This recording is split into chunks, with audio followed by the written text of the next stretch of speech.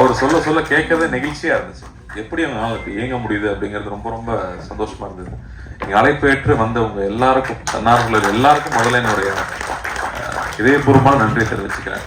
பத்திரிகை நண்பர்கள் பெரியவங்க எல்லாருக்கும் வணக்கம். என் தம்பிகள் எல்லாருக்கும் வணக்கம். 25வது படம் ரீச் பண்ணிட்டோம். ஸ்பெஷலாக ஏதாவது ஒன்று பண்ணணும், மக்களுக்கு நன்றி சொல்றதுக்கு என்ன ஒரு சந்தர்ப்பம், நல்ல சந்தர்ப்பம் இது அப்படிங்கும்போது ஒரு கோடி ரூபாய்க்கு ஏதாவது ஒன்று பண்ணணும் அப்படிங்கும்போது ஃபர்ஸ்ட் அன்னதானம் பண்ணலான்னு சொன்னாங்க. நான் பணம் தான் கொடுக்க முடிஞ்சது. ஆனால் தம்பிங்க தான் ஒவ்வொரு இடமா போய் நின்று ஒவ்வொரு நாளும் 1000 பேருக்கு சாப்பாடு போட்டிருக்காங்க, கையால போட்டிருக்காங்க. ஸோ அவங்களுக்கு நான் நன்றி சொல்றதுக்கான தருணமே கிடைக்கல. இந்த தருணத்தில் அவங்களுக்கு நன்றி சொல்லிக்கிறேன். அதுக்கப்புறமா எந்த ஒரு விஷயம் செஞ்சாலும் அது பல பேருக்கு பயனடையணும் அப்படிங்கறதுனால தான் ஒரு 25 பள்ளிகள் தேர்ந்தெடுத்து பண்ணலாம், அவங்களுக்கு தேவையான விஷயங்கள் பண்ணலாம்னு முடிவு பண்ணோம். அதே மாதிரி 25 ஹாஸ்பிட்டல்ஸோ இல்லாட்டி ஆதரவற்றோர் இருக்கிற பள்ளிகள் இல்லாட்டி இல்லங்களை தேர்ந்தெடுத்து பண்ணலான்னு ஒரு 25 தேர்ந்தெடுத்தோம். அதுக்கப்புறமா இன்னொரு நம்ம தம்பிக்கு கொடுத்த ஐடியா தான், அன்னை தன்னார்வலர்கள் இங்க அவ்வளோ பேர் இயங்கிக்கிட்டு இருக்காங்க, அவங்களுக்கான பாராட்டுகள் கிடைக்கிறது இல்லை, அவங்க பாராட்டு எதிர்பார்க்கறவங்களும் கிடையாது.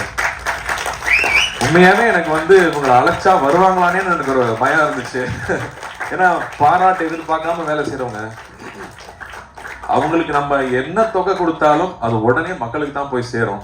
அப்படி ரொம்ப நல்லா பணியாற்றுறவங்கன்னு சொல்லி நம்ம ஒரு லிஸ்ட் எடுக்கலாம்னு எடுத்த ஒரு பெரிய லிஸ்டே இருக்கு. அதுல 25 பேர் தான் எங்கனால இப்ப பண்ண முடிஞ்சிச்சு. அந்த 25 பேரை தேர்ந்தெடுத்து அவங்களை அழைச்சு நம்ம எந்த தொகை கொடுத்தாலும் அது பல பேருக்கு போய் சேரும், நிச்சயமா தெரியும். ஸோ எங்க அழைப்பு ஏற்று எங்களை கௌரவப்படுத்தி இதை வாங்கிட்டவங்க எல்லாருக்கும் என்னோட நன்றியை தெரிவிச்சுக்கிறேன்.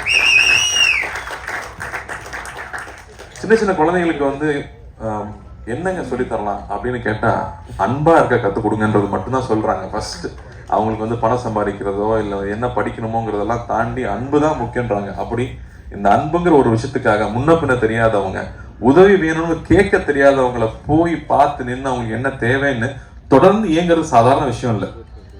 இங்க என்னால இன்னைக்கு எவ்வளவு முடியுதோ நான் பண்றேன் அப்படின்னு சொல்லி நிறுத்தாம பண்றது இருக்கு இல்லையா, அவங்க யாருமே இங்க பெரிய வசதி வாய்ப்பு இருக்கிறவங்க கிடையாது.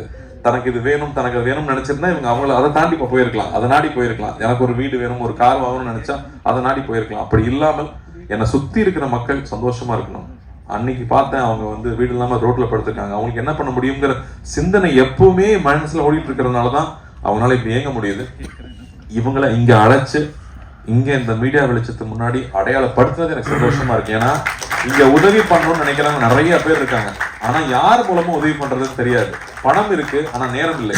அப்போ இங்க நேரம் செலவழிச்சு மதிப்பிட முடியாத அந்த நேரத்தை செலவழிச்சு அங்க போய் நின்று வேலை செய்யறவங்க இவ்வளவு நல்ல உள்ளங்கள் இங்க இருக்காங்க அப்படின்னு நம்ம மக்களுக்கு தெரியணும்.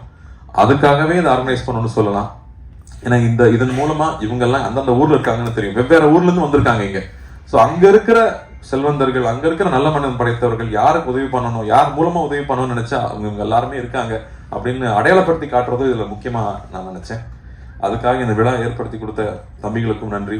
இங்க வந்திருந்து பெருமை சேர்த்து இந்த விஷயத்தை பதிவு பண்ண பத்திரிகை ஊடக நண்பர்களுக்கும் என்னுடைய மனமாத நன்றியை தெரிவிச்சுக்கிறேன். அண்ட் இந்த பணி தொடரும். இன்னும் நிறைய விஷயம் பண்ண வேண்டியது இருக்கு. இது ஒரு இடைக்காலம்னு சொல்லலாம். இந்த காலத்துல இதை செய்ய முடிஞ்சதுங்கிறது எனக்கு ரொம்ப ரொம்ப மகிழ்ச்சி. ரொம்ப நன்றி. தேங்க்யூ.